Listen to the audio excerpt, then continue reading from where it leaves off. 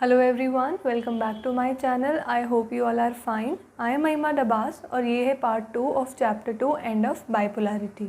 Last video में हमने पढ़ा था about the Soviet Union and the causes and disintegration of the Soviet Union, and in this video we are going to discuss shock therapy, tensions and conflicts and Indo Russian relations. So let's get started. Our first topic is shock therapy. मैं आपको इसकी एक proper definition बता देती हूँ। The mode of transformation from authoritarian socialist system to a democratic capitalist system in Russia, Central Asia and Eastern Europe, which was influenced by World Bank and IMF, is known as shock therapy. इसका मतलब है कि shock therapy एक process था जिसमें Russia, central Asia और eastern European countries ने अपनी इकोनॉमी को सोशलिज्म से कैपिटलिज्म में कन्वर्ट कर लिया और इन कंट्रीज़ को इन्फ्लुएंस किया वर्ल्ड बैंक और IMF ने, यानी इंटरनेशनल मॉनेटरी फंड्स ने। Now features of shock therapy. पहला फीचर था कि जितनी भी ये कंट्रीज़ थी, मतलब रशिया, सेंट्रल एशिया में जो कंट्रीज़ थी और ईस्टर्न यूरोपियन कंट्रीज़ जो थी, उनको कम्प्लीटली कन्वर्ट करना सोशलिस्ट इकोनॉमी से कैपिटलिस्ट इकोनॉमी में, जिसका मतलब था कि जितने भी सोवियत पीरियड के टाइम में जो भी स्ट्रक्चर्स थे उनको बिल्कुल ही जड़ से निकाल के फेंक देना और एक नई शुरुआत करना। नेक्स्ट फीचर था private ownership of the property. मतलब डिसइंटीग्रेशन से पहले USSR एक पब्लिक सेक्टर था और सब कुछ गवर्नमेंट के अंडर आता था, लेकिन शॉक थेरेपी के बाद जितने भी स्टेट एसेट्स थे, यानी हॉस्पिटल्स हो गए या कॉलेजेस, स्कूल्स एट्सेट्रा, इन सब का प्राइवेटाइजेशन हो गया।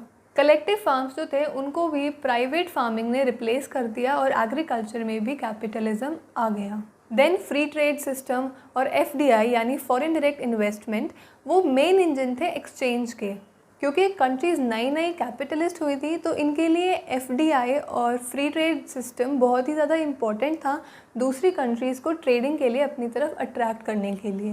जो वेस्टर्न कैपिटलिस्ट कंट्रीज़ थी उन्होंने इन कंट्रीज़ की बहुत हेल्प की इनकी कंट्रीज़ को कैपिटलिस्ट सिस्टम के हिसाब से चलाने में। Now consequences of shock therapy, मतलब शॉक थेरेपी के आने के बाद क्या क्या रिजल्ट आए। शॉक थेरेपी ने रशिया और जो बाकी की ईस्टर्न यूरोपियन कंट्रीज़ थी उनकी इकोनॉमी को बिल्कुल रुइन कर दिया, बिल्कुल ही ख़राब कर दिया। 90% जो रशिया की इंडस्ट्रीज इनको सेल पे डाल दिया to the private individuals and companies. ये जो इकोनॉमी को रीस्ट्रक्चर करना था ये किया था मार्केट ड्रिवन फोर्सेस यानी वर्ल्ड बैंक, IMF जैसी प्राइवेट ऑर्गेनाइजेशंस ने। इसमें गवर्नमेंट का कोई हाथ नहीं था। तो जैसे जैसे नुकसान हुआ तो जितनी भी ये प्राइवेट ऑर्गेनाइजेशंस थी या प्राइवेट कंपनीज थी ये उन रीजन से डिसअपियर होना शुरू हो गई। जितनी भी वैल्यूएबल और बड़ी बड़ी इंडस्ट्रीज़ थी उनकी कोई वैल्यू नहीं बची और उनको बिल्कुल ही थ्रो अवे प्राइजेज़ यानी बिल्कुल ही सस्ते दामों पे बेच दिया गया और इसको बोला गया largest garage sale in history. Shock therapy की वजह से रशियन करेंसी रूबल, उसकी वैल्यू बिल्कुल ही कम हो गई, महंगाई बढ़ती गई और लोगों की जो सेविंग्स थी वो धीरे धीरे ख़त्म हो गई। जो कलेक्टिव फार्म्स थे वो अलग अलग हो गए, डिसइंटीग्रेट हो गए और लोगों के पास खाने की कमी होने लगी। फूड सिक्योरिटी बिल्कुल भी नहीं बची और रशिया ने बाहर से फूड को इंपोर्ट करना शुरू कर दिया। मतलब देखो, USSR एक ऐसी कंट्री जहाँ पे एक छोटी सी सुई से लेके बड़ी बड़ी गाड़ियाँ तक और इंडस्ट्रीज़ थी इतनी बड़ी बड़ी, अब वहाँ पे फूड सिक्योरिटी नहीं है और उसको खाना भी इंपोर्ट करवाना पड़ रहा है। जो पुराना ट्रेडिंग सिस्टम था USSR का वो टूट चुका था और लोगों के पास कोई भी ऑल्टरनेटिव नहीं बचा था। गवर्नमेंट जो थी वो अपने सिटीजन्स को जो बेसिक नेसेसिटीज़ थी उन पे सब्सिडी देती थी, यानी सस्ते दामों पे उनको वो चीज़ें प्रोवाइड कराती थी, लेकिन पैसे की कमी होने के कारण जो गवर्नमेंट सब्सिडी देती थी उन्होंने उनको वापस ले लिया और जिसकी वजह से बहुत लोग और भी ज़्यादा गरीब हो गए। USSR की बहुत सारी कंट्रीज़ में माफिया यानी गुंडे और टेररिस्ट वगैरह ये सब एमर्ज हो गए और उन्होंने कंट्री की इकोनॉमी को कंट्रोल करना शुरू कर दिया। शॉक थेरेपी के बाद इन कंट्रीज़ के कॉन्स्टिट्यूशंस बहुत ही जल्दबाजी में बनाए गए और जो गवर्नमेंट थी उसको कुछ ज़्यादा ही एक्स्ट्रा ऑर्डिनरी पावर्स दे दी गई, जिससे कि जो पार्लियामेंट था वो वीक हो गया, क्योंकि पार्लियामेंट की स्ट्रेंथ होती है रूलिंग पार्टी और ओपोजिशन पार्टी। लेकिन अगर हम रूलिंग पार्टी को ज़्यादा पावर दे देंगे तो ओपोजिशन का कोई फ़ायदा नहीं होगा और हमारा पार्लियामेंट वीक हो जाएगा। Our next topic is tensions and conflicts. Chechnya and Dagestan जो कि USSR के पार्ट थे उनमें बहुत सारी वॉयलेंट सेक्सेशनिस्ट मूवमेंट्स हुई। सेक्सेशनिस्ट का मतलब होता है एक रीजन या एक कंट्री के लोग अपने कंट्री से सेपरेट होना चाहते हैं। देन तजाकिस्तान में भी सिविल वॉर हुई, वो 2001 तक यानी 10 सालों तक चली। फिर अज़रबैजान में सेक्सेशनिस्ट मूवमेंट हुई, जो अर्मेनियंस थे वो अज़रबैजान को छोड़ के अर्मेनिया में जाना चाहते थे। उसके बाद जॉर्जिया को भी एक सिविल वॉर का सामना करना पड़ा। देन चेकोस्लोवाकिया स्प्लिट हो गया, 2 कंट्रीज़ बनी, चेक रिपब्लिक और स्लोवाकिया। फिर 1991 में यूगोस्लाविया स्प्लिट हो गया into Bosnia, Croatia, Slovenia and Herzegovina. जो सेंट्रल एशियन रिपब्लिक्स थी वहाँ पे भी टेंशन्स बढ़ने लगी। ये जो रिपब्लिक्स थी ये बहुत ही रिच थी इन हाइड्रोकार्बन रिसोर्सेज। इसकी वजह से जो ये एरिया था ये ऑयल कंपनीज और जो आउटसाइडर्स पार्स थी उनका जोन ऑफ कंपटीशन बन गया।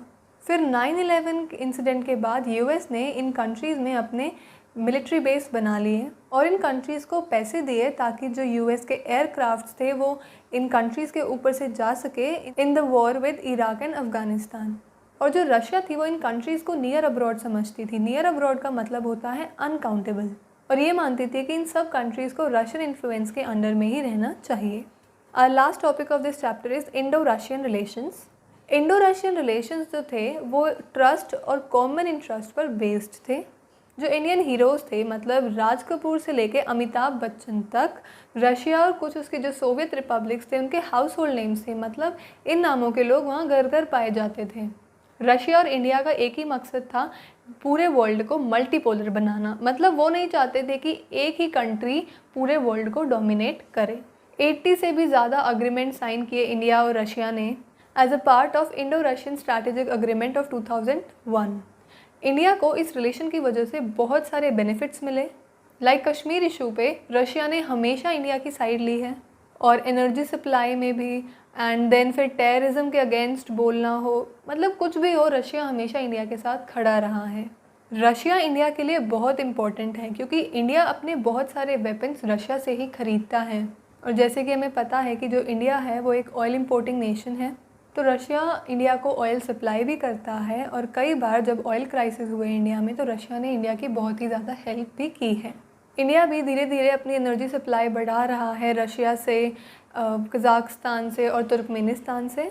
और रशिया ने इंडिया की स्पेस इंडस्ट्री को भी असिस्ट किया था बाय गिविंग क्रायोजेनिक रॉकेट। और इंडिया भी रशिया के लिए बहुत ही ज़्यादा इम्पोर्टेंट है because India is the second largest arms market for Russia. मतलब इंडिया इतने ज़्यादा वेपन्स रशिया से ख़रीदता है तो रशिया को बहुत ही ज़्यादा फ़ायदा होता है। दैट्स इट, इस वीडियो में इतना ही। नेक्स्ट वीडियो में हम पढ़ेंगे about the Arab spring and the gulf war. और अगर आपको मेरी वीडियो अच्छी लगी हो so you know the drill, like, share and subscribe. Thank you and stay safe.